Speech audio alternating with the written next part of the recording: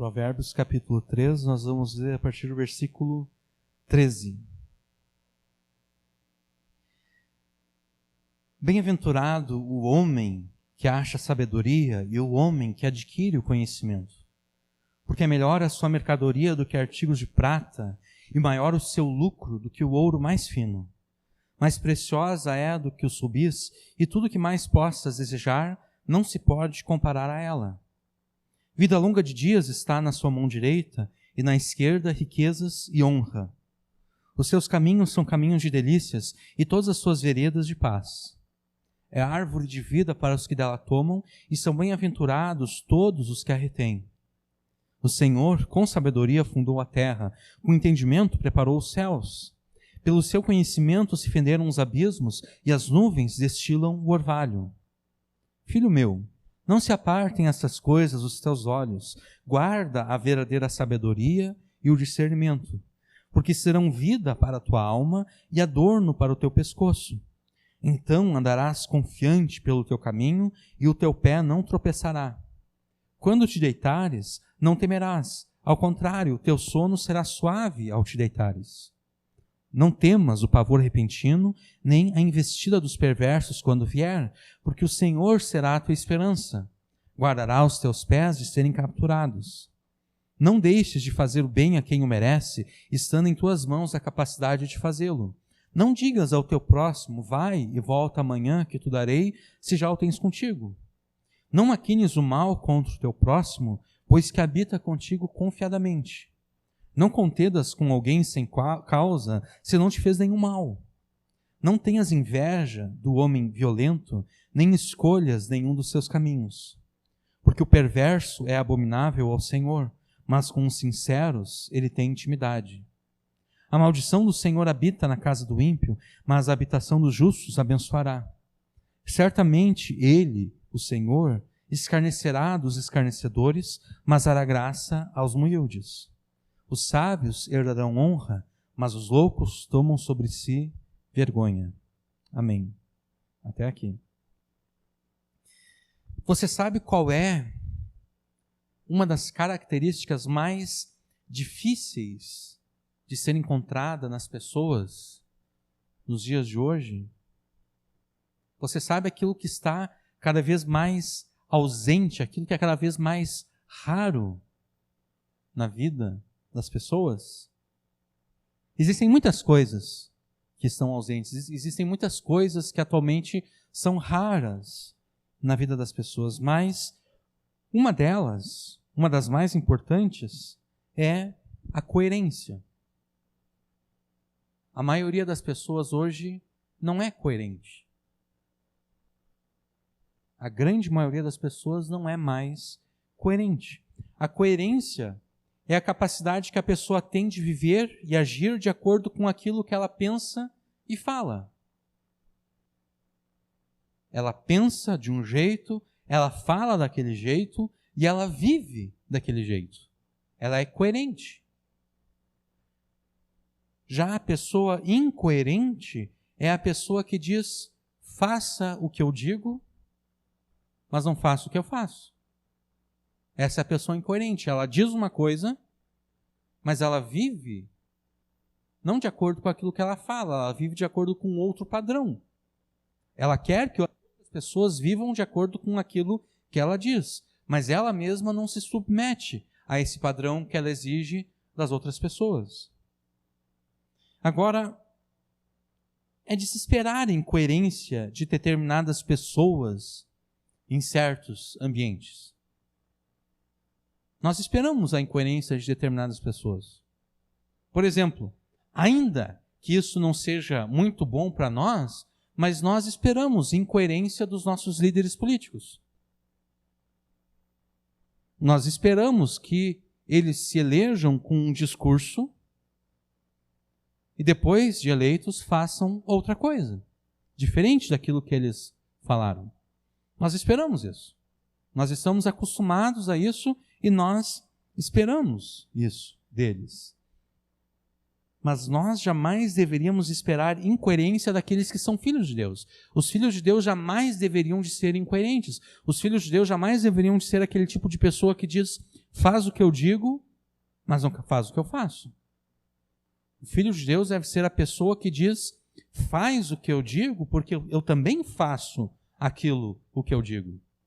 É a pessoa que demonstra o padrão moral que ela quer das outras pessoas pela sua própria vida. É aquela que vive de acordo com aquilo que ela espera das outras pessoas.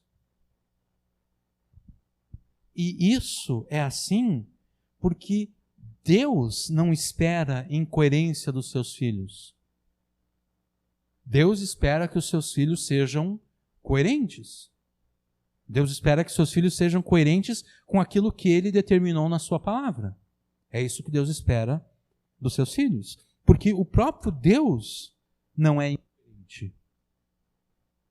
Deus não é o tipo de pessoa que diz, faz o que eu digo, mas não faz o que eu faço. Deus é o tipo de pessoa que faz aquilo que Ele diz. Aquilo que Deus fala na sua palavra é aquilo que Ele faz.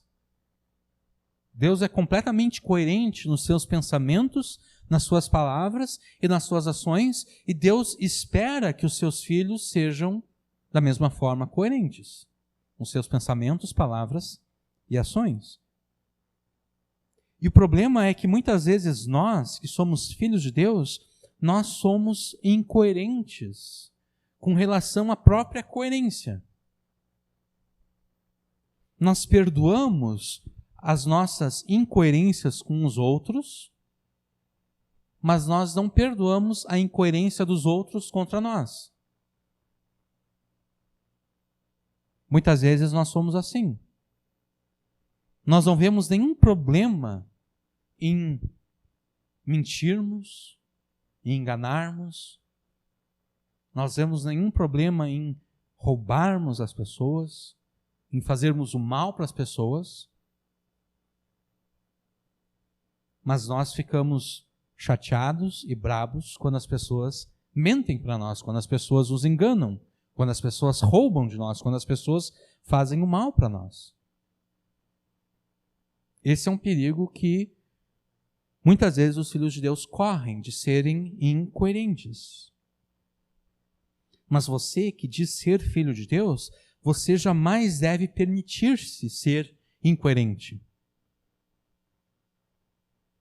Você que afirma pertencer ao povo de Deus, você jamais deve contentar-se com a incoerência. Você jamais pode perdoar a sua própria incoerência, como se fosse nada demais. Nós que somos filhos de Deus, devemos evitar a todo custo a incoerência. Você jamais deve ser aquele tipo de pessoa que diz, faz o que eu digo, mas não faz o que eu faço. Aquilo que você diz, aquilo que você espera das outras pessoas, é aquilo que você deve ser o primeiro a fazer. Você que é filho de Deus, deve imitar a coerência do teu Pai Celestial. Porque é isso que os filhos fazem. Os filhos imitam os seus pais. Né? As criancinhas vê lá o pai trabalhando, quer imitar o pai trabalhando. O pai está com um martelo e um prego, o filhinho está lá do lado, ele quer também ter um martelo, quer um prego, quer um pedaço de madeira, porque ele quer martelar. Está lá a mãe na cozinha cozinhando e está lá a criança em volta também querendo mexer no fogão. É natural que os filhos queiram imitar os seus pais. Então é natural que nós, como filhos de Deus, queiramos imitar o nosso Pai Celestial. E nós devemos imitar a Deus na coerência de Deus. Nós devemos ser coerentes como Deus é coerente.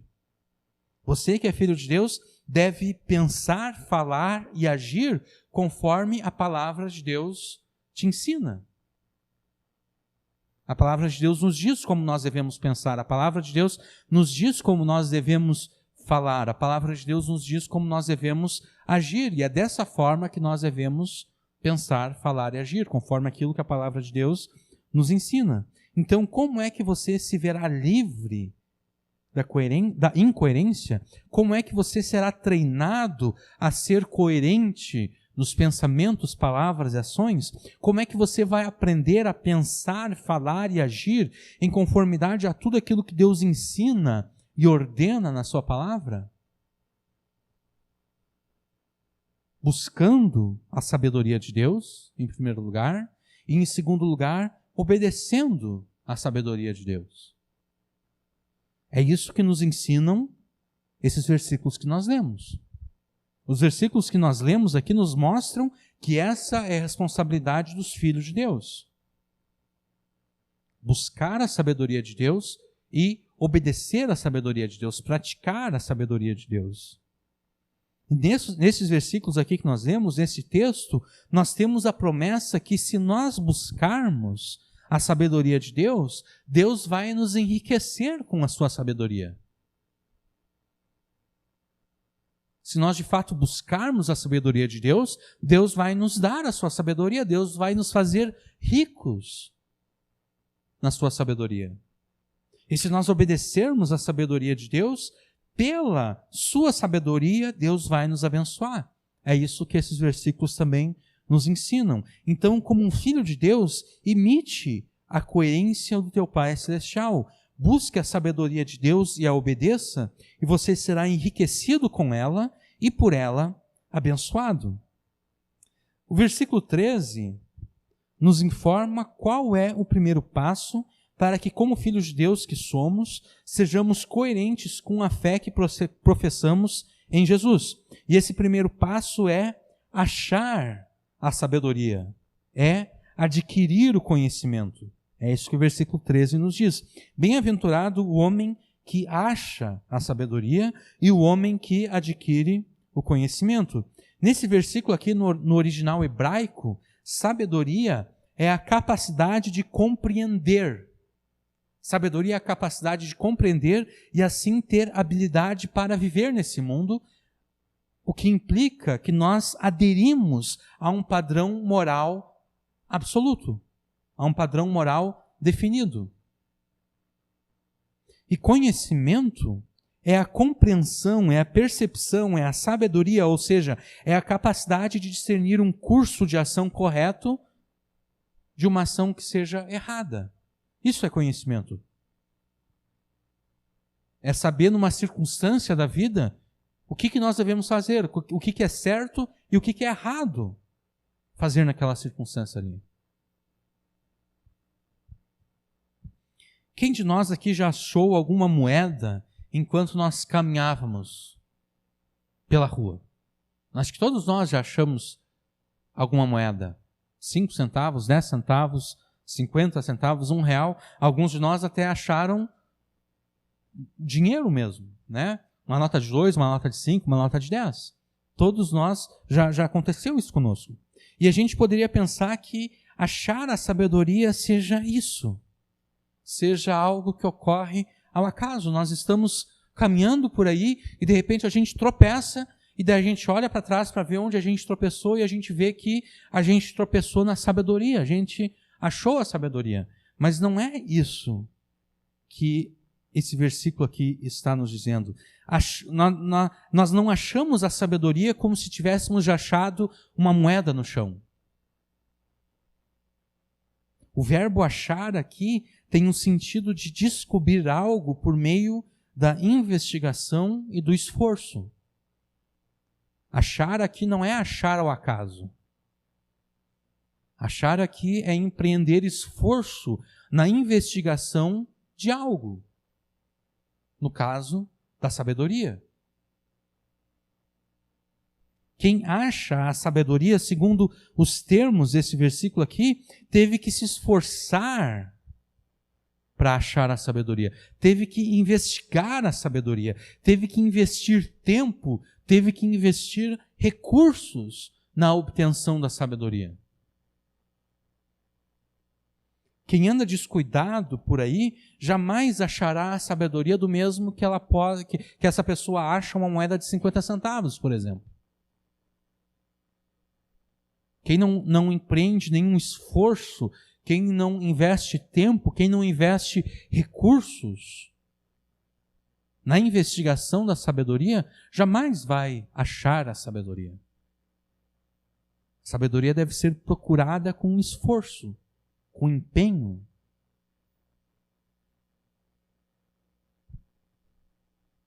É necessário investir tempo, é necessário investir recursos para achar a sabedoria. E é por isso que existe um paralelo aqui entre achar a sabedoria, na primeira metade do versículo, e adquirir o conhecimento. Achar a sabedoria é equivalente a adquirir o conhecimento. Para adquirir o conhecimento, não basta eu ficar na frente da televisão vendo qualquer besteira que esteja passando ali. Se eu estou vendo qualquer besteira que está passando na televisão, não estou adquirindo conhecimento nenhum. Eu só estou alimentando a minha mente com coisas que não importam, que não têm importância nenhuma. Adquirir o conhecimento exige esforço, exige querer aprender. É por isso que existe uma diferença entre alunos e alunos na escola. Tem alunos que estão lá na escola simplesmente porque é função deles estar na escola. Eles têm que estar na escola. Mas, de fato, eles não estão a fim de aprender. Só quer alcançar a média. E a maioria de nós fomos assim. Né? A maioria de nós fomos assim. A maioria dos nossos filhos é assim que eles são na escola. Estão na escola porque eles têm que estar na escola. Agora é diferente quando a pessoa quer aprender algo, quando ela quer descobrir algo. Isso normalmente ocorre um pouco mais tarde na vida. Né? Normalmente, no início da idade adulta, é quando a pessoa percebe, olha só, eu preciso disso para ter uma vida melhor. Aí a pessoa vai se esforçar para aprender, ela vai se esforçar para adquirir o conhecimento. É assim que nós devemos fazer. É apenas depois de ter investido tempo e recursos na investigação diligente da sabedoria, é que nós podemos afirmar que com sucesso nós adquirimos o conhecimento. Quem se esforça por encontrar a sabedoria e depois de ter investido tempo e recursos na investigação da sabedoria, adquiriu com sucesso o conhecimento, e quem faz isso é bem-aventurado, diz o versículo 13. Bem-aventurado é o homem que acha sabedoria e o homem que adquire conhecimento. Ser bem-aventurado significa muito mais do que feliz. Tem algumas traduções da palavra de Deus que simplesmente colocam como feliz é o homem que acha a sabedoria. Mas bem-aventurado é muito mais do que isso, é muito mais do que ser feliz. Bem-aventurado significa bendito, abençoado, agraciado, favorecido. Bem-aventurado é o estado da pessoa que está relacionada com Deus de forma correta. Bem-aventurada é a pessoa que está bem relacionada com Deus. Esse bem-aventurado aqui é o mesmo bem-aventurado lá de Mateus capítulo 5, no qual Jesus fala das bem-aventuranças. Bem-aventurados os mansos, bem-aventurados os puros de coração e assim por diante. Essa pessoa bem-aventurada aqui, do versículo 13, é a mesma pessoa bem-aventurada lá de Mateus 5. A fé em Jesus, que nos coloca num relacionamento correto com Deus, é aquela fé que se esforça e investe tempo, investe recursos na investigação da sabedoria bíblica para adquirir o conhecimento de Deus. A fé em Jesus nos leva a fazer isso. A fé em Jesus nos leva a investigar a palavra de Deus. A fé em Jesus nos leva a investir tempo na leitura e no estudo da palavra de Deus. A fé em Jesus nos leva a investigar com diligência, com cuidado a palavra de Deus, para que nós aprendamos a sabedoria da palavra de Deus, para que nós aprendamos o conhecimento de Deus, para que nós venhamos a conhecer a Deus, porque não existe um outro meio de conhecer a Deus a não ser pela palavra dele. A fé em Jesus, que nos coloca num relacionamento correto com Deus, é aquela fé que, depois de ter adquirido o conhecimento de Deus, vive de acordo com esse conhecimento. E conhecer a Deus implica obedecer a Deus, implica obedecer os mandamentos de Deus.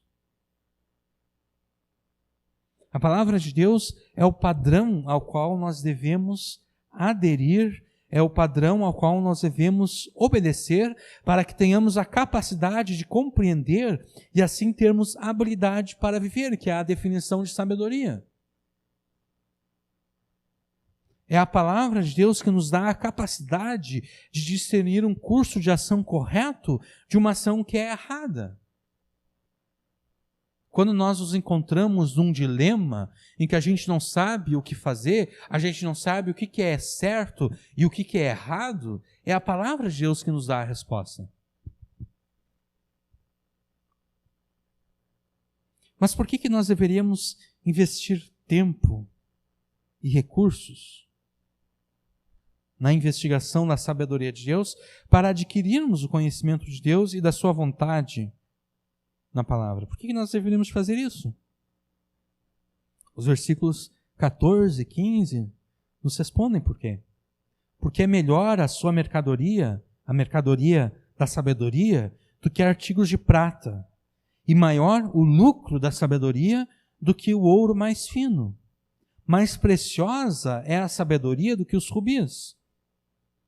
E tudo o que mais nós podemos desejar, nada disso se pode comparar à sabedoria de Deus.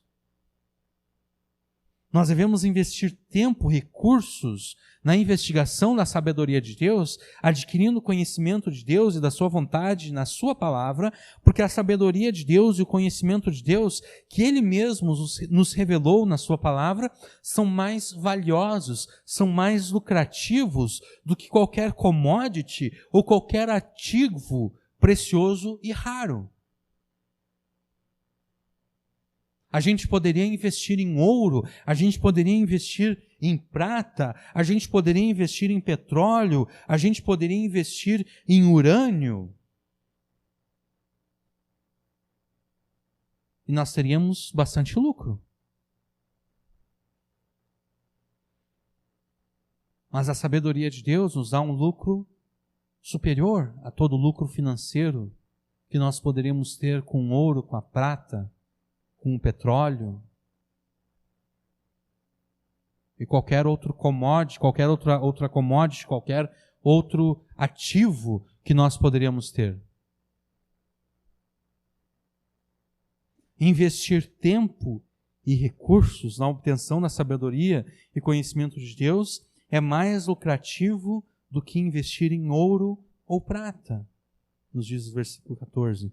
E o 15 nos afirma que quem obtém a sabedoria e o conhecimento de Deus possui algo muito mais valioso do que pedras preciosas ou qualquer outro artigo de luxo que nós poderíamos desejar.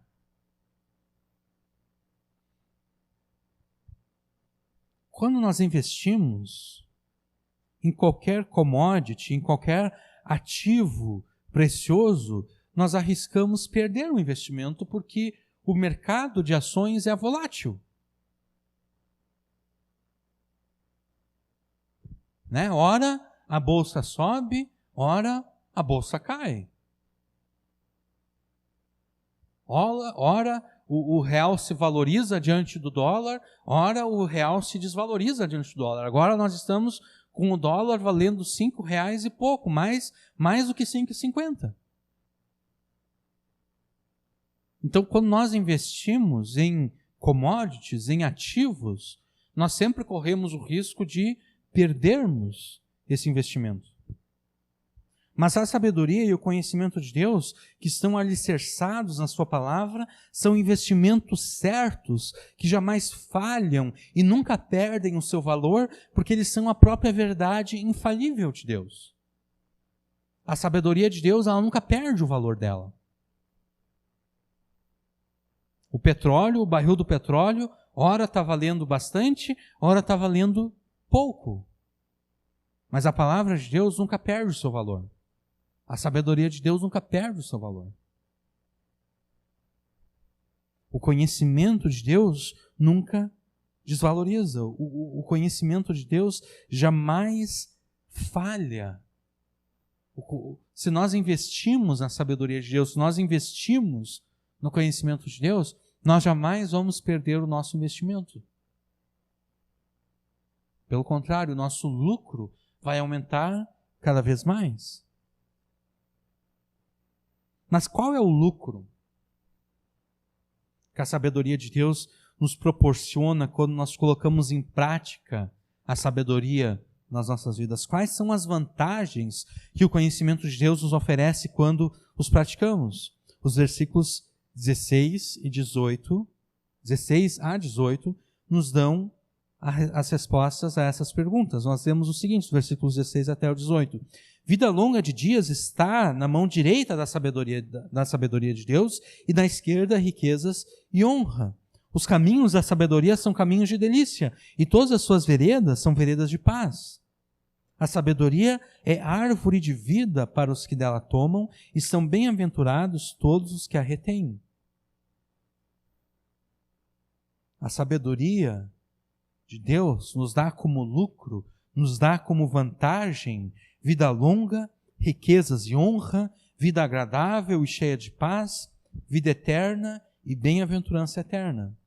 O versículo 16 nos diz que quando nós colocamos em prática, a sabedoria de Deus nos proporciona vida longa, riquezas e honra. Ao vivermos segundo o estilo de vida que a sabedoria de Deus nos ensina, o versículo 17 nos diz que nós teremos uma vida agradável, uma vida cheia de delícias, uma vida cheia de paz. E o versículo 18 nos diz que nós, ao nos alimentarmos da sabedoria de Deus diariamente, nós teremos a vida eterna e seremos eternamente abençoados. No 18 fala ali da árvore da vida, né? É a árvore de vida para os que dela tomam, e são bem-aventurados, novamente, todos aqueles que a retêm. O que nós devemos entender aqui, de forma bem clara, é que nenhuma dessas bênçãos ocorre no piloto automático, como por um passe de mágica. Nós temos aqui no versículo 16, vida longa de dias está na sua mão direita, e na esquerda riquezas e honra. Mas isso não vem de forma automática.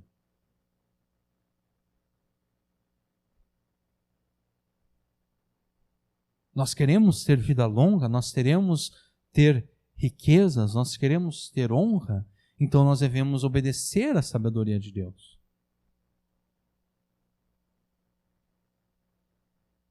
Para alcançar essas bênçãos, nós temos que pôr em prática o que a palavra de Deus nos ensina acerca dessas coisas e acerca de todas as demais coisas. Por exemplo, vida longa e agradável, cheia de paz, é uma das bênçãos prometidas ao filho que não se esquece do ensino do seu pai e obedece aos seus mandamentos. Se a gente voltar para o início do capítulo 3, Provérbios 3, versículos 1 e 2, está escrito assim: Filho meu, não te esqueças da minha lei, e o teu coração guarde os meus mandamentos, porque eles aumentarão os teus dias e te acrescentarão anos de vida e paz. É a mesma promessa que nós temos aqui no versículo 16. Vida longa de dias está na sua mão direita, e na esquerda riquezas e honra. Também 17, os seus caminhos são caminhos de delícias, e todas as veredas de paz. Em outras palavras, as bênçãos de Deus nas nossas vidas, elas não ocorrem à parte do que nós fazemos com as nossas vidas. Por exemplo, se eu vivo uma vida desregrada, se eu vivo uma vida em que eu não respeito o meu próprio corpo, de acordo com a sabedoria de Deus, eu não posso depois exigir de Deus vida longa, né? Porque eu não vivi de acordo com a sabedoria de Deus. A sabedoria de Deus nos diz que nós somos fracos. Embora nós sejamos fortes, mas nós somos fracos. Os nossos corpos são fracos, os nossos corpos estão sujeitos a todo tipo de males, a todo tipo de enfermidades. Então eu não posso viver uma vida completamente desregrada, eu não posso passar a vida inteira fumando, e depois reclamar com Deus se eu morrer de câncer, com câncer no pulmão, né? O Senhor disse que na mão direita da sabedoria havia vida longa, mas eu não agi de acordo com a sabedoria de Deus. Eu me permiti ser dominado pelo vício de uma coisa que faz mal. Quer dizer, eu não pus a sabedoria de Deus em prática. Ou a gente pode pensar também em termos de riquezas. Provérbios, a gente vai ver, principalmente a partir do capítulo 10, alerta bastante contra a preguiça. Uma pessoa que é preguiçosa, ela jamais vai melhorar de vida. É uma pessoa que não trabalha, uma pessoa que não se esforça. É uma pessoa que não reconhece que Deus sustenta os seus filhos pelo trabalho deles.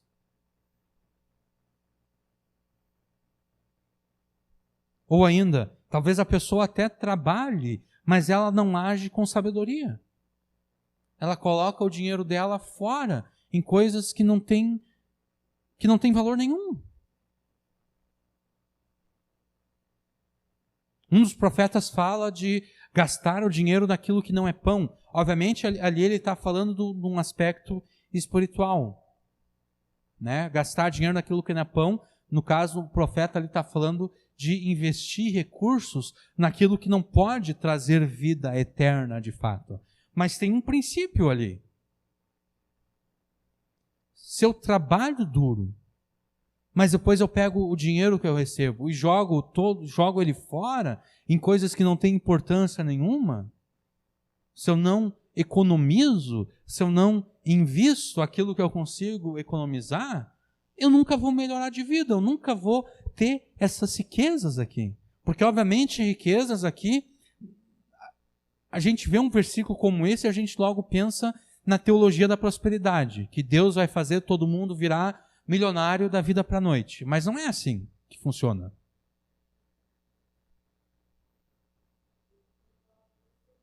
Exatamente.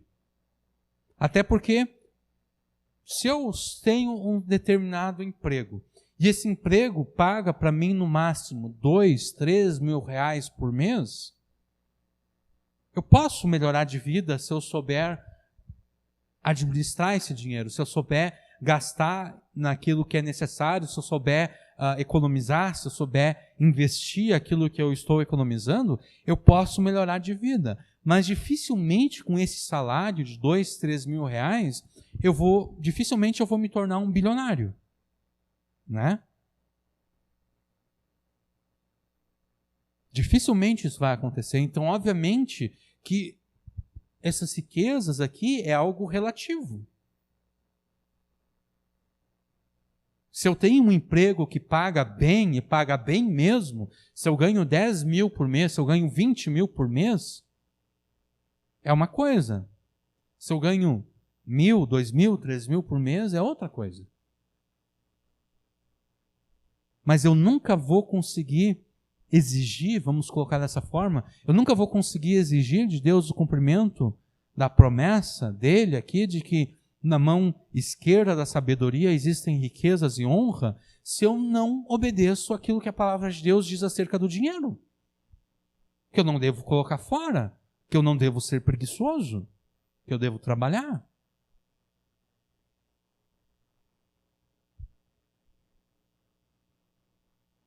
E se ele fala aqui de riquezas e honra, né? Se nós não nos portarmos adequadamente diante de Deus e das pessoas que nos cercam, com certeza nós não seremos honrados. Não é? Porque as pessoas irão nos ver e elas vão falar mal de nós, elas vão falar mal de nós com razão. Elas vão dizer, lá vem aquele mentiroso, lá vem aquele enganador, lá vem aquele que sempre está fazendo fofoca, lá vem aquele que sempre está falando mal das outras pessoas.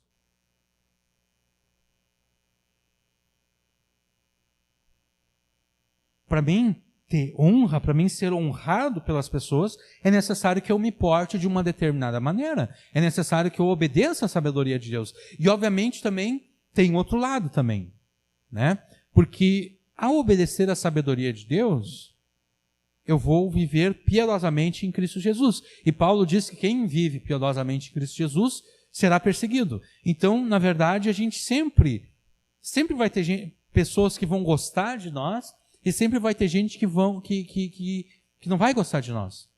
Se nós não agirmos de acordo com a sabedoria de Deus, as pessoas que não agem de acordo com a sabedoria de Deus, em alguma medida elas vão gostar de nós. Elas só não vão gostar de nós quando nós fazemos o errado contra elas. Daí elas não vão gostar de nós. Mas se nós nos unimos a elas para fazer o errado contra as outras pessoas, elas vão gostar de nós.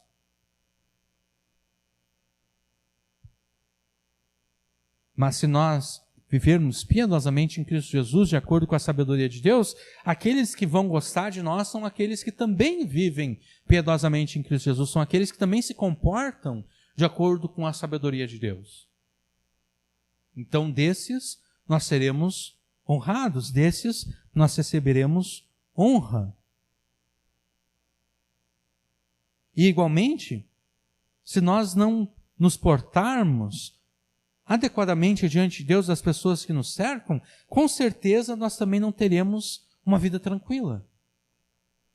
Com certeza nós não teremos uma vida cheia de paz. Se nós desprezarmos a sabedoria escrita e encarnada de Deus, que é Jesus, e dela nós não nos alimentarmos diariamente, com certeza nós não teremos a vida eterna, nós não seremos eternamente bem-aventurados, como diz o versículo 18. Então, o que nós temos aqui, como eu disse antes, não é o falso ensino da teologia da prosperidade, que ensina que a bênção de Deus nos vem como por um passe de mágica, de forma desconexa das nossas ações. O que temos aqui é a revelação de que a sabedoria de Deus é eminentemente prática. A sabedoria de Deus não é algo meramente teórico. A sabedoria de Deus é eminentemente prática. Se nós quisermos as bênçãos que a sabedoria de Deus promete aos filhos de Deus, nós devemos praticar o que a palavra de Deus nos ordena. E isso em todas as áreas e todas as circunstâncias da vida. Mas além disso, os filhos de Deus têm uma razão a mais para praticar a sabedoria de Deus em todas as áreas e em todas as circunstâncias da vida. E essa razão é imitar o seu Pai Celestial. Porque nos versículos 19 e 20, nós lemos que o próprio Deus age sempre conforme a sua sabedoria. Os versículos 19 e 20 nos dizem o seguinte: o Senhor com sabedoria fundou a terra, com entendimento preparou os céus. Pelo seu conhecimento se fenderam os abismos e as nuvens destilam orvalho. É interessante notar aqui que o autor de Provérbios, ele usa as mesmas palavras do versículo 13. No versículo 13 ele fala: bem-aventurado o homem que acha a sabedoria e o homem que adquire o conhecimento. E no versículo 19 nós vemos que o Senhor com sabedoria fundou a terra, com entendimento preparou os céus. Pelos conhecimentos de Deus se fenderam os abismos e as nuvens destilam o orvalho.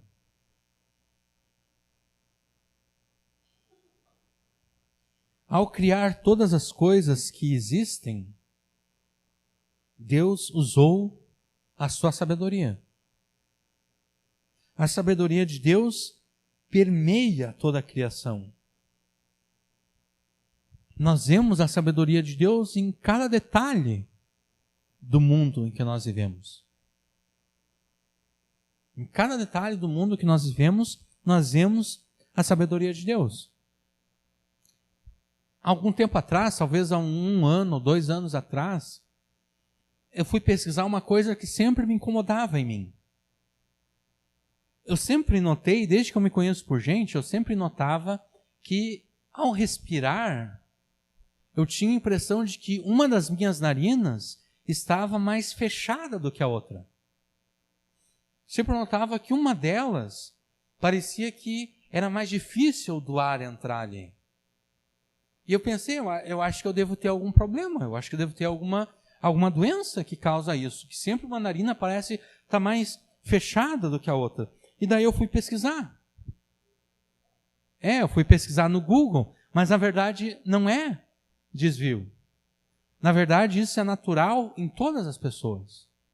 Todas as pessoas têm uma das narinas que parece que está mais fechada do que a outra, e na verdade as narinas elas vão se revezando ao longo do dia nisso. Ora é a narina esquerda, ora é a narina direita, que parece estar mais fechada do que a outra. E a razão pela qual isso acontece é que os cheiros que estão ao nosso redor, eles são percebidos de forma diferente. Alguns cheiros, eles são percebidos com uma respirada rápida. Outros cheiros, eles precisam ser respirados de forma mais devagar para serem sentidos. E é por isso, então, que Deus fez com que as narinas se revezassem. Porque se as duas narinas respirassem na mesma velocidade, rápido, ou as duas devagar, teria cheiros que nós não sentiríamos. Exatamente. Se as duas narinas respirassem, se o ar entrasse facilmente nas duas, a gente conseguiria sentir o cheiro daqueles odores que são próprios de se sentir numa velocidade mais rápida, mas nós não conseguiríamos sentir aqueles que é necessário uma maior exposição. Quer dizer, no nosso próprio nariz, nós encontramos a sabedoria de Deus. Alguém poderia argumentar, não, isso aqui na verdade é prova da evolução, né? É prova de que originalmente o nariz funcionava de uma forma, mas daí ele evoluiu para poder sentir outros cheiros. Essa seria a explicação evolucionista. Mas essa explicação não tem sentido. Porque se nós, digamos que originalmente, então, o nariz, as duas narinas, elas respirassem rápido.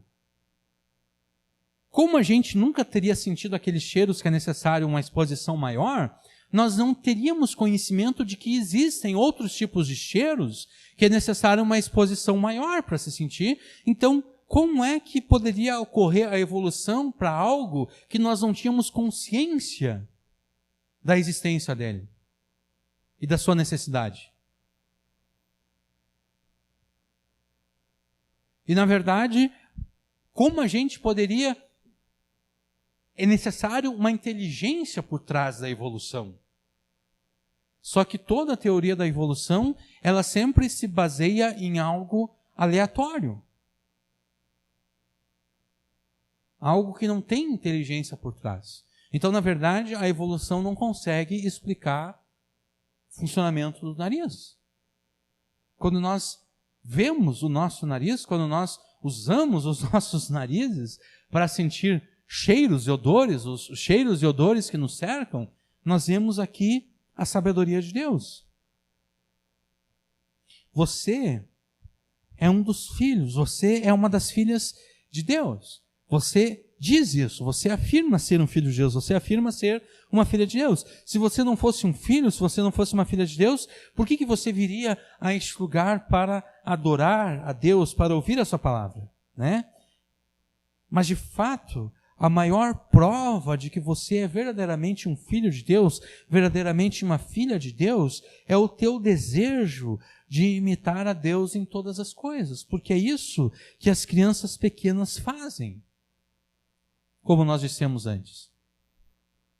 As crianças pequenas querem imitar os seus pais, querem fazer tudo aquilo que seus pais fazem. Você tem imitado teu Pai Celestial? Assim como Deus usou e continua a usar a sua sabedoria em todas as suas obras, você tem usado a sabedoria de Deus em todas as áreas e circunstâncias da vida? Você tem investido tempo, você tem investido recursos no estudo da palavra de Deus para ser sábio, não aos olhos desse mundo, mas para ser sábio aos olhos de Deus? Você tem se esforçado para, por meio da palavra de Deus, conhecer mais a Deus, conhecer mais a vontade de Deus? Você tem praticado a sabedoria de Deus que está presente em toda a palavra de Deus e nos seus mandamentos? Você tem obedecido os mandamentos que a sabedoria de Deus encarnada nos deu, que Jesus nos deu? Jesus em João diz que os seus amigos são aqueles que fazem a sua vontade, que aqueles que o amam são aqueles que obedecem os seus mandamentos. Você tem obedecido os mandamentos da sabedoria de Deus, a sabedoria encarnada de Deus? Ou existem áreas da tua vida em que você prefere agir como os incrédulos, como o mundo age? Será que circunstâncias na tua vida em que você prefere agir como os incrédulos e o mundo agem? É necessário que você decida a quem vai seguir e a quem vai obedecer. A Deus ou ao mundo? A Deus ou aos incrédulos? A Deus ou a si mesmo? A Deus ou a Satanás? A sabedoria humana, mundana e satânica, marcada pela incredulidade e rebeldia contra Deus, promete muita felicidade. É isso que a sabedoria do mundo promete. É isso que a sabedoria humana e satânica promete. Promete muita felicidade. Mas a verdade, tudo que essa sabedoria humana, mundana e satânica consegue entregar é apenas juízo e perdição eterna. Já a sabedoria de Deus promete riqueza, mas não meramente riqueza material. Riqueza material também, mas não meramente a riqueza material. Não apenas a riqueza material, mas a verdadeira riqueza, que é a riqueza espiritual. Se você é um filho de Deus, seja coerente com o teu Pai celestial. Assim como Deus é coerente, seja também você coerente. Busque a sabedoria de Deus e a ponha em prática. Busque a sabedoria de Deus e Deus dará a sua sabedoria a você. Busque a sabedoria de Deus e você será enriquecido com a sabedoria de Deus. Que vale mais do que ouro, que vale mais do que a prata, que vale mais do que os rubis, que vale mais do que qualquer coisa que você possa desejar, que vale mais de qualquer commodity que você possa investir. Busque a sabedoria de Deus e você será enriquecido com a sabedoria de Deus. Você será enriquecido com ela. Nos próximos versículos, aqui a partir do versículo 21, nós veremos exemplos de como nós praticamos a sabedoria de Deus e como é que ela nos abençoa em diversas áreas das nossas vidas. No versículo 1, nós lemos novamente o pai se dirigindo ao seu filho. Filho meu, não se apartem essas coisas dos teus olhos. Guarda a verdadeira sabedoria e o discernimento. O pai sábio e temente, mais uma vez se dirige ao seu filho, que é jovem, que é inexperiente, e esse pai sábio e temente a Deus ordena que o seu filho sempre use a sabedoria de Deus em todas as áreas e aspectos da sua vida. Não se apartem essas coisas. Que coisas? As coisas que vieram antes, as coisas que estão antes do versículo 21. Não se apartem essas coisas dos teus olhos, que os teus olhos nunca percam de vista essas coisas. Em outras palavras, nunca se esqueça dessas coisas. Nunca duvide dessas coisas. Guarda a verdadeira sabedoria e o discernimento. Sempre use a sabedoria de Deus em todas as áreas e aspectos da sua vida. É isso que o pai sábio e temente a Deus ordena ao seu filho. Em vez de se desviar da sabedoria de Deus, o Filho de Deus deve sempre buscar e obedecer a verdadeira sabedoria, buscar e obedecer o discernimento que a palavra de Deus nos proporciona. E ao fazermos isso, existem várias consequências. A primeira delas aparece no versículo 22, porque serão vida para a tua alma e adorno ao teu pescoço. Ao fazermos isso, ao sempre buscarmos e obedecermos a verdadeira sabedoria e o discernimento que a palavra de Deus nos proporciona, a primeira consequência é que a sabedoria de Deus será a vida das nossas almas, será o alimento, literalmente aqui no hebraico, vida é alimento, será o alimento das nossas almas e será um adorno que será visto e louvado por todas as outras pessoas, um adorno no pescoço. Será um adorno ao teu pescoço. A nossa alma, ela tem fome. A nossa alma tem fome. A nossa alma é faminta. E a única coisa que pode satisfazer a nossa alma é a sabedoria de Deus posta em prática nas nossas vidas. Somente isso pode satisfazer a fome da nossa alma. Nós podemos tentar alimentar as nossas almas com aquilo que o mundo e o diabo oferecem, que é o pecado. Na verdade, a maioria das pessoas tentam alimentar as suas almas com o pecado. A maioria das pessoas alimenta as suas almas com o pecado. Mas o pecado não consegue satisfazer as necessidades que nós temos. Só Deus, porque foi Deus que nos criou com essas necessidades. Foi Deus que nos criou com as necessidades que nós temos. É Deus que conhece perfeitamente as necessidades que nós temos. É Deus que conhece, que sabe perfeitamente como satisfazer essas necessidades. Então, quando nós tentamos alimentar as nossas almas com aquilo que o mundo e o diabo oferecem, com aquilo que o pecado nos proporciona, nós estamos alimentando mal as nossas almas. É como que se nós estivéssemos alimentando o nosso corpo com aquelas coisas que não fazem bem, que não sustentam, que não dão saúde. A gente até consegue matar a fome, mas na verdade, tudo aquilo que a gente comeu não vai trazer benefício nenhum. É isso que o pecado é para as nossas almas.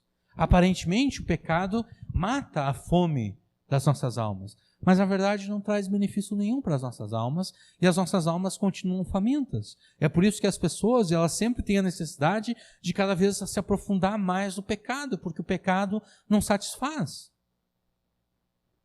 A gente pode pensar nas drogas, a gente pode pensar no álcool. A pessoa começa usando uma droga leve, normalmente maconha. Só que daqui a pouco a maconha não satisfaz mais. A alma da pessoa precisa de algo mais forte. E daí ela vai usando drogas cada vez mais pesadas. O álcool também. Daqui a pouco a pessoa... Não é errado fazer uso do álcool. Mas é errado fazer uso do álcool para suprir alguma necessidade da nossa alma. Não é errado tomar um copo de cerveja.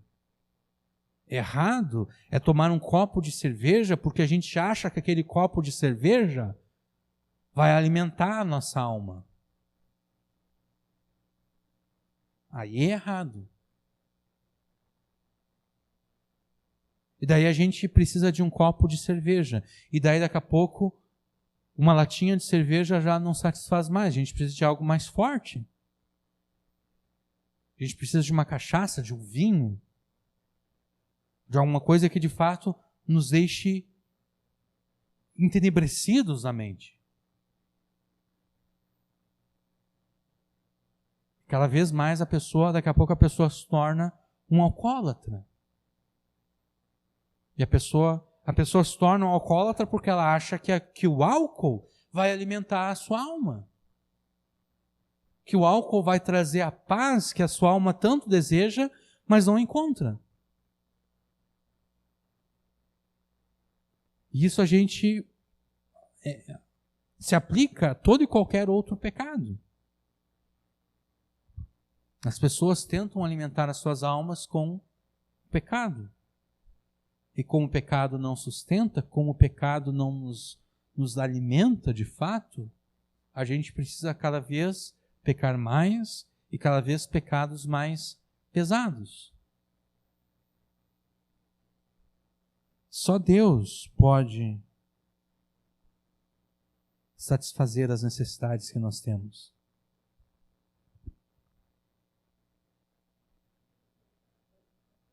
E o pecado vai nos matando cada vez mais, né?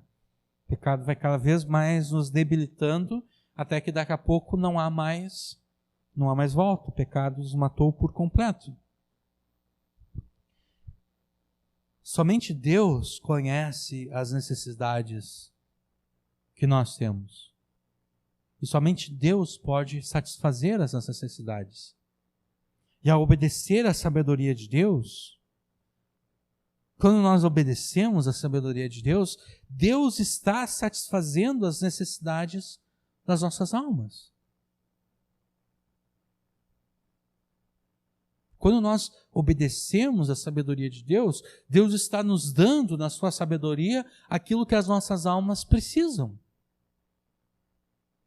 Aquilo que as nossas almas precisam para se sentirem satisfeitas. A própria sabedoria de Deus será o alimento da nossa alma, será a vida da nossa alma. E também será um adorno ao nosso pescoço. Essa figura do adorno, do enfeite do pescoço, já foi usado aqui em Provérbios. O adorno, um adorno que uma mulher, por exemplo, usa no pescoço, é para deixá-la mais linda, mais bonita. A sabedoria de Deus é como um adorno no pescoço. É algo que embeleza a pessoa. É algo que leva as demais pessoas que também temem a Deus, que também obedecem a Deus, a olhar para a pessoa e dizer, nossa, como essa pessoa é uma pessoa bonita, formosa. Como a sabedoria de Deus posta em prática na vida dela, faz dela uma pessoa bonita.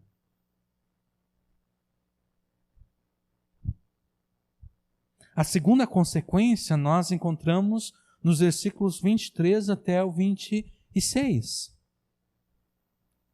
Então andarás confiante pelo teu caminho, e o teu pé não tropeçará. Quando te deitares, não temerás, ao contrário, o teu sono será suave ao te deitares. Não temerás o pavor repentino, nem a investida dos perversos quando vier, porque o Senhor será a tua esperança. O Senhor guardará os teus passos, os teus pés, de serem capturados. A segunda consequência de nunca nos desviarmos da sabedoria de Deus e de sempre praticá-la é que o próprio Senhor Deus estará ao nosso lado, como a nossa ajuda, como a nossa proteção e como a nossa esperança. O versículo 23 fala de andar confiante, andarás confiante pelo teu caminho e o teu pé não tropeçará.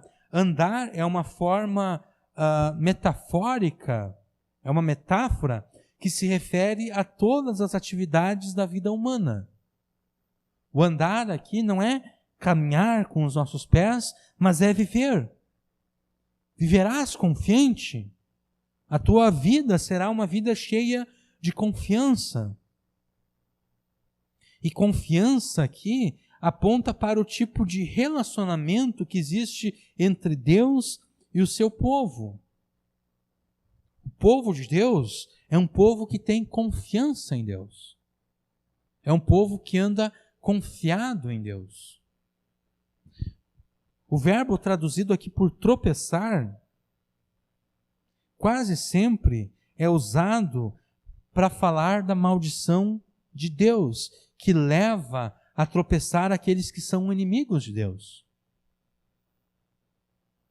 Se você sempre pôr em prática a sabedoria de Deus, Deus demonstrará a sua bondade a você e em vez de tropeçar, você terá sempre a confiança de que Deus te ajudará em todas as coisas em que você fizer. Você andará confiante. Mas além disso, mesmo diante das situações difíceis, você não perderá o sono por estar preocupado com o que será de você ou da sua família, mas você dormirá tranquilo e confiante na ajuda de Deus. É isso que o versículo 24 diz. Quando te deitares, não temerás, ao contrário, o teu sono será suave ao te deitares. Aqueles que põem em prática a sabedoria de Deus, eles nunca vão perder o sono por estarem preocupados por qualquer razão, por qualquer problema, por qualquer circunstância que eles estejam enfrentando, por qualquer circunstância que esteja se colocando contra a sua vida e a vida da sua família. A pessoa não vai perder sono nenhum. Quando te deitares, não temerás. Ao contrário, o teu sono será suave ao te deitares.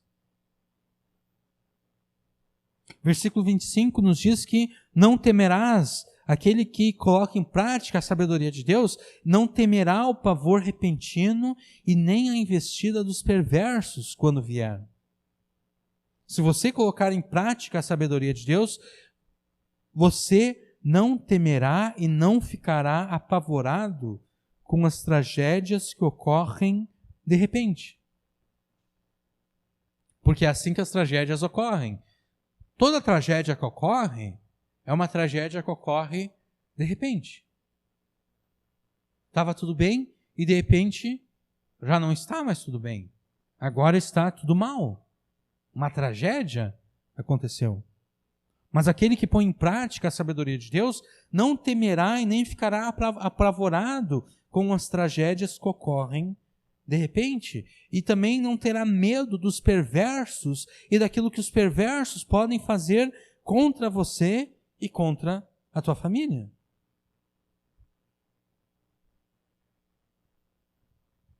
A gente tem que ter bem claro aqui que Deus não está dizendo que não ocorrerão tragédias. Deus não está dizendo que aquele que põe em prática a sabedoria de Deus, a sabedoria dele, essa pessoa jamais terá tragédias na sua vida. Não é isso que Deus está dizendo. Deus não está dizendo que aquele que coloca em prática a sua sabedoria nunca acontecerá de haver pessoas perversas que tentarão o mal contra essa pessoa que põe em prática a sabedoria dele, a sabedoria de Deus na sua vida. Não é isso que Deus diz. Deus diz, vai acontecer tragédia sim. Acontecerão tragédias e pessoas perversas vão tentar fazer o mal contra aqueles que praticam a sabedoria de Deus. Mas o que vai acontecer é que aqueles que praticam a sabedoria de Deus não temerão, não ficarão com medo, não ficarão apavorados diante da tragédia, não ficarão com medo, não ficarão apavorados diante da maldade dos perversos. Por quê? Porque se você pôr em prática a sabedoria de Deus, o próprio Deus será a tua esperança. Ele jamais permitirá que você caia em armadilha alguma. É isso que diz o versículo 26. Porque o Senhor será a tua esperança. O Senhor guardará os seus passos de serem capturados. Os seus pés serem capturados, né? Desculpe, eu li passos ali. O Senhor guardará os teus pés de serem capturados. Os pés capturados aqui é a figura de uma armadilha. Né? A gente quer pegar algum animal lá na selva, na floresta, a gente faz uma armadilha que vai capturar os pés daquele animal. Só que aquele que pratica a sabedoria de Deus, aquele que põe em prática na sua vida a sabedoria de Deus, quando as tragédias vierem, ele não terá medo. Quando os perversos tentarem o mal contra ele, contra os perversos armarem armadilhas contra ele, ele não terá medo, ele não ficará apavorado, porque o Senhor Deus é a sua esperança e porque o Senhor Deus não permitirá que os seus pés sejam capturados. O Senhor Deus não permitirá que aquele que põe em prática a sua sabedoria seja capturado em alguma armadilha. Você, sendo filho de Deus, você não tem razão alguma para ter medo e nem ficar apavorado com tudo isso que está acontecendo. E a gente tem medo, mas na verdade nós não temos razão nenhuma para ter medo. A gente tem pavor daquilo que está acontecendo, mas na verdade a gente não precisa ter nenhum pavor disso que está acontecendo. As pessoas estão morrendo ao nosso redor, as pessoas estão perdendo o seu emprego ao nosso redor, as pessoas estão empobrecendo ao nosso redor, as pessoas estão passando fome ao nosso redor, e a gente pensa, quando é que será que isso vai atingir a mim? Quando é que será que eu vou pegar a doença? Quando é que será que talvez eu vou morrer? Quando é que será que talvez eu vou perder o emprego? Quando é que será que talvez eu vou passar fome? Mas o Filho de Deus não precisa temer nada disso. Você, sendo filho de Deus, não tem medo algum. Não tem razão nenhuma para ter medo e nem para ficar apavorado. Essa pandemia e as consequências dela pegaram as pessoas de surpresa, mas não pegou a Deus de surpresa.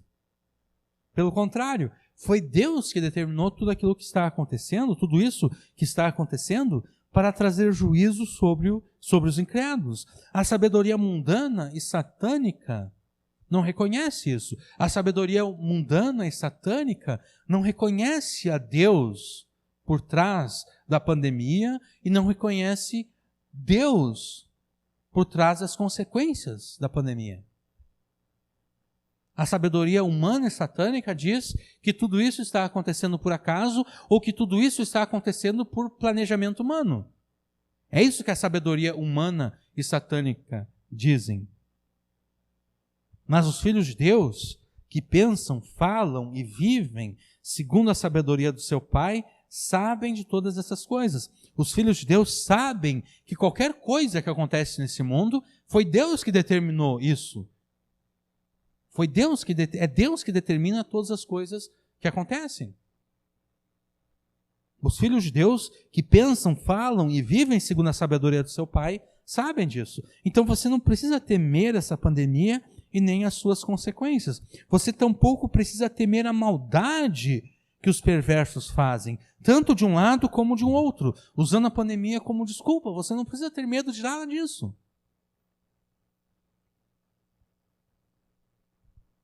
Você não deve temer e nem se apavorar nem com uma e nem com a outra coisa, porque se você praticar a sabedoria de Deus, o próprio Deus será a tua esperança.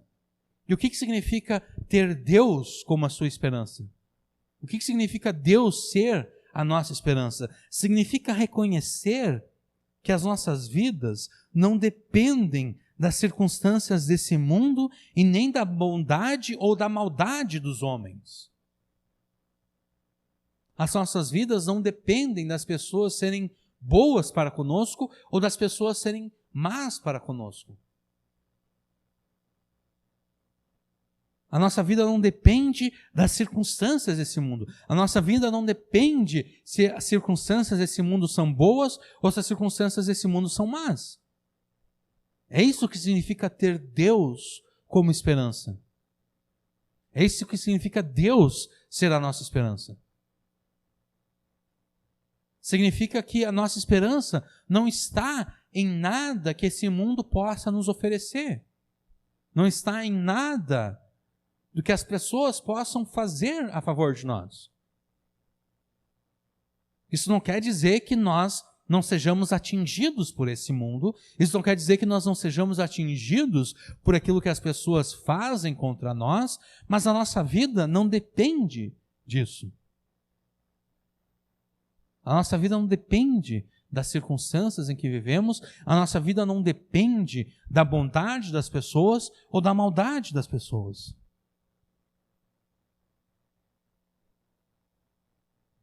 Ter Deus como a sua esperança significa que essa pessoa depende do amor que Deus tem por ela.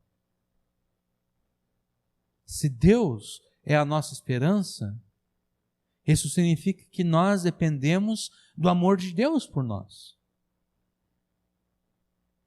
Do amor de Deus por nós e também do poder de Deus para cumprir os propósitos dele nas nossas vidas.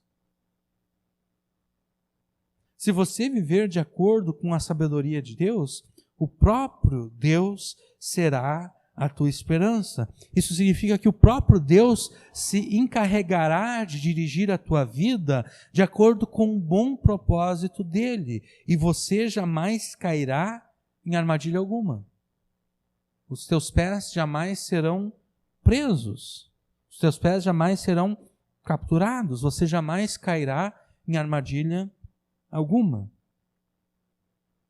Mas para que isso aconteça, é necessário que você viva de acordo com a sabedoria de Deus. E daí a gente poderia perguntar, mas como é que nós vivemos de acordo com a sabedoria de Deus? Como é que nós colocamos a sabedoria de Deus em prática nas nossas vidas? E os versículos 27 até o 31 nos dão alguns exemplos. É muito mais do que isso, mas nós temos aqui alguns exemplos de como nós colocamos a sabedoria de Deus em prática nas nossas vidas. Versículos 27 até o 31. Não deixes de fazer o bem a quem o merece, estando em tuas mãos a capacidade de fazê-lo. Não digas ao teu próximo, vai e volta amanhã que eu te darei, se já o tens contigo. Não maquines o mal contra o teu próximo, pois que ele habita, o teu próximo habita contigo confiadamente. Não contendas com alguém sem causa, se não te fez nenhum mal. Não tenhas inveja do homem violento, nem escolhas nenhum dos seus caminhos. O primeiro exemplo aqui de como nós colocamos em prática a sabedoria de Deus nas nossas vidas é que, tendo você a capacidade, você deve fazer o bem a quem tem o direito de receber de você o bem. Você deve fazer o bem àquelas pessoas que merecem receber o bem de você. Isso é colocar a sabedoria de Deus em prática. Se você tem a capacidade de fazer o bem, você deve fazer o bem às pessoas que merecem receber de você este bem. E quem são as pessoas que têm o direito de receber de você o bem? Todas as pessoas, até mesmo aqueles que são teus inimigos jurados. A ninguém devolvei mal por mal. Procurai fazer o que é certo diante de todos. Se possível, no que depender de vós, vivei em paz com todos os homens. Amados, não vos vingueis a vós mesmos, mas dai lugar à ira de Deus, pois está escrito, a vingança é minha, eu retribuirei, diz o Senhor. Pelo contrário, em vez de você tentar se vingar, se o teu inimigo tiver fome, dá-lhe de comer. Se tiver sede, dá-lhe de beber. Se fizeres isso, amontoarás brasas sobre a cabeça dele. Não te deixes vencer pelo mal, mas vence o mal com o bem. Isso é Romanos 12, versículos 17 até o 21. Todas as pessoas têm o direito de receber de você o bem, até mesmo aqueles que são teus inimigos. Logo, sendo que você deve fazer o bem até aquelas pessoas que juraram inimizade contra você, você não tem nenhuma desculpa. A sabedoria de Deus te ordena que você faça o bem a todas as pessoas. Se você tem a capacidade de fazer o bem, você deve fazer o bem a todas as pessoas.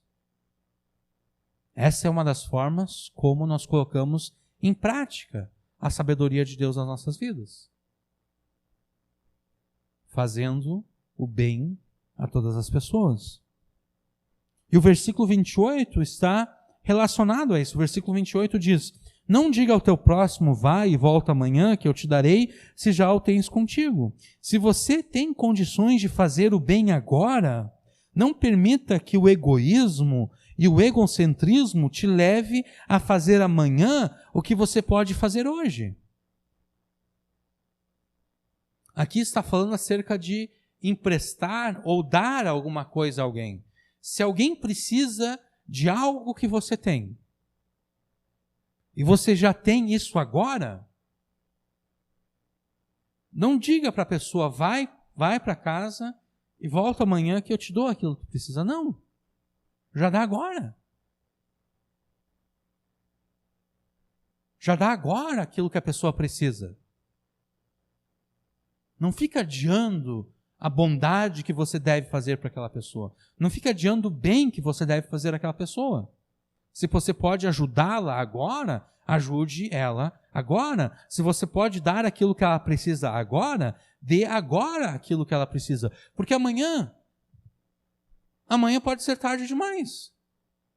Né? De repente amanhã ela não precisa mais, e de repente amanhã ela não precisa mais, porque aquilo que ela precisava hoje era tão vital que agora ela morreu. E daí amanhã o que adianta? Daí depois não adianta ir no enterro da pessoa e chorar, porque, nossa, como eu vou sentir falta dessa pessoa, como eu gostaria de ter feito mais por ela. Poderia ter feito mais por ela. Ela precisava ontem da tua ajuda, mas você disse, vai para casa amanhã, vai para casa hoje, amanhã eu te dou aquilo que precisa. Amanhã talvez ela não precise mais. Versículo 29 nos dá uma outra forma pela qual nós colocamos a sabedoria de Deus em prática. Versículo 29 nos diz, não maquines o mal contra o teu próximo, pois que habita contigo confiadamente. Jamais planeje o mal contra pessoa alguma. Porque ao saber que você é um filho de Deus, essa pessoa automaticamente ela vai confiar que você jamais fará mal a ela. Quando a intimidade traz isso, né? A intimidade, ela cobra confiança e a intimidade, ela cobra... como é que eu posso colocar? Ela cobra que a pessoa fique à mercê da outra. Quando nós nos tornamos íntimos de alguém, nós estamos nos abrindo àquela pessoa, nós estamos nos abrindo à possibilidade de sermos feridos por aquela pessoa. E o versículo 29 diz exatamente para nós não abusarmos disso. Não maquines o mal contra o teu próximo, pois que ele habita contigo confiadamente, ele confia em ti. Essa pessoa confia em ti, ela jamais espera que você vai fazer alguma coisa de mal contra ela. Então, não maquines o mal contra ela, porque ela confia em ti. Ela habita confiadamente, ela jamais espera que você, dentre todas as pessoas, faça o mal a ela. Então, jamais maquine o mal contra o teu próximo. Aí o versículo 30 nos dá uma outra forma pela qual nós colocamos em prática a sabedoria de Deus. Versículo 30 nos diz, não contendas com alguém sem causa, se não te fez nenhum mal. Somente discuta e brigue com aquelas pessoas que fizeram um mal contra você. Nunca discuta, nunca brigue com aquelas pessoas que nada fizeram contra você. E mesmo assim, ao discutir e brigar com aquele que te fez mal, você deve ser motivado pelo amor que quer trazer arrependimento, e não pela ira e nem pela vingança. Se teu irmão pecar contra ti, vai a sós com ele e repreende-o. Se te ouvir, ganhaste a teu irmão. Mas se ele não te ouvir, leva ainda contigo mais uma ou duas pessoas, para que toda palavra se confirme pela boca de 2 ou 3 testemunhas. Se ele se recusar a ouvi-las, dize à igreja. E se também recusar a ouvir a igreja, considera-o gentil e publicano. Isso é Mateus 18, dos 15 ao 17. Você só deve discutir com aquelas pessoas que fizeram um mal contra você. Mas se a pessoa não fez nenhum mal contra você, por que você vai discutir com ela? Por que você vai brigar com ela? E mesmo quando a discussão é justa, mesmo quando a briga, vamos dizer assim, é justa, porque a pessoa de fato fez o mal contra você, você não deve discutir porque você está irado, você não deve brigar porque você está irado e porque você quer se vingar. Você deve discutir, você deve brigar porque você quer trazer aquela pessoa ao arrependimento. Que é o que Jesus fala. Se alguém pecar contra algum de nós, se alguém fizer o mal contra nós, nós devemos ir sozinhos até aquela pessoa e repreender ela. E assim por diante. O objetivo da repreensão contra aquele que nos faz o mal não é a ira, não é a vingança, mas é trazer arrependimento àquela pessoa. E por fim, nós colocamos em prática a sabedoria de Deus, cumprindo o versículo 31. Não tenhas inveja do homem violento, nem escolhas nenhum dos seus caminhos. Homem violento aqui é o homem mau, é o homem que faz maldades, é o homem que comete pecados. Você não deve invejar as pessoas violentas e pecadoras. E muitas vezes nós invejamos. Muitas vezes nós olhamos para as pessoas violentas, muitas vezes nós olhamos para as pessoas pecadoras e nós pensamos: como eu gostaria de fazer as mesmas coisas que eles fazem. Como eu gostaria de cometer os mesmos pecados que eles fazem.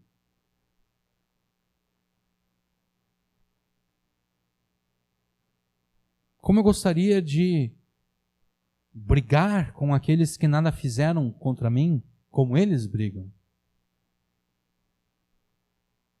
Como eu gostaria de não precisar ajudar hoje aquele que precisa hoje da minha ajuda.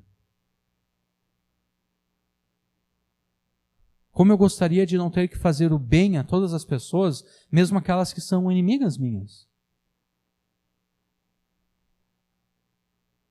Como eu gostaria de poder mentir como as outras pessoas mentem para se ver livre dos seus problemas. Né? Porque as pessoas, os incrédulos, se veem livres dos seus problemas mentindo. Mas a gente não consegue fazer isso. A gente não deve fazer isso. E muitas vezes a gente pensa: como seria bom se eu pudesse mentir pelo menos 1, 2, 3 vezes para me desfazer desses 1, 2, 3 problemas que eu tenho aqui. Seria tão fácil. Seria tão fácil me desfazer desses problemas se eu pudesse mentir, se eu pudesse enganar, se eu pudesse roubar.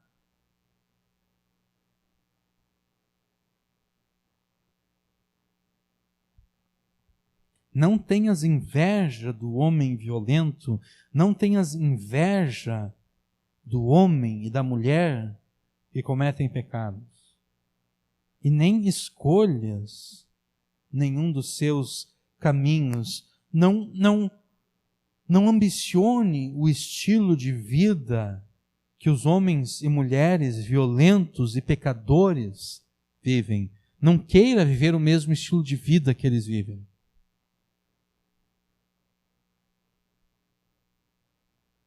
Não ambicione o estilo de vida deles e não pratique o mesmo estilo de vida deles. Por quê? Porque Deus julgará os ímpios, e o final dos ímpios será a vergonha eterna, mas o final dos sábios será a honra eterna. Versículos 32 até o 35. Porque o perverso, aquele que comete violência, aquele que comete pecado, o perverso é abominável ao Senhor, mas com os sinceros, com os retos, ele tem intimidade, ele tem amizade. A maldição do Senhor habita na casa do ímpio, mas a habitação dos justos Deus abençoará. Certamente Deus escarnecerá dos escarnecedores, daqueles que escarnecem contra Deus, daqueles que escarnecem contra aqueles que obedecem a Deus. Deus escarnecerá desses, mas Deus dará graça aos mansos, Deus dará graça aos humildes, que com humildade obedecem à sua sabedoria. Os sábios herdarão honra, mas os loucos tomam sobre si a vergonha. No versículo 32, o perverso é aquele que é torto, é aquele que é perdido, é aquele que desobedece abertamente a Deus. O perverso causa repulsa em Deus. É isso que significa a palavra abominação. O perverso causa repulsa em Deus. E será por Deus julgado e será por Deus arruinado. Mas com os retos, com os sinceros, com aqueles que obedecem à sua sabedoria, com estes Deus tem intimidade. Destes Deus é amigo. A estes o Senhor Jesus jamais dirá: não te conheço. A estes Jesus jamais dirá: eu não te conheço, porque os retos são aqueles que fazem a vontade do Pai Celeste. Os retos são aqueles que põem em prática a sabedoria de Deus. O versículo 33 diz que Deus amaldiçoa a casa dos ímpios, mas abençoará os justos e abençoará a habitação dos justos. E no versículo 34, nós lemos que Como, da mesma forma que os escarnecedores, pelo seu orgulho, zombam, escarnecem daqueles que obedecem à sabedoria de Deus, o próprio Deus, e zombam também daqueles que obedecem à sabedoria de Deus, o próprio Deus zombará deles, o próprio Deus escarnecerá deles. Mas com relação aos seus filhos, com relação aos mansos, com relação àqueles que com humildade obedecem à sua sabedoria e a põem em prática, aos filhos de Deus, Deus concederá a sua graça. E no versículo 35, no juízo final, enquanto os sábios herdarão a honra eterna, os que pela sua estupidez espiritual se tornaram loucos, receberão a vergonha e a desgraça eternas. Como é que você tem vivido neste mundo? Como alguém que comete perversidades ou como alguém que é reto de coração porque foi transformado pela sabedoria de Deus? Você vive neste mundo como alguém que pratica impiedades ou como alguém que pratica a justiça? Você tem vivido neste mundo como aqueles que escarnecem de Deus, como aqueles que escarnecem daqueles que obedecem a Deus? Ou você tem vivido neste mundo como aquele humilde que reconhece que fora da sabedoria de Deus só existe maldição e só existe perdição?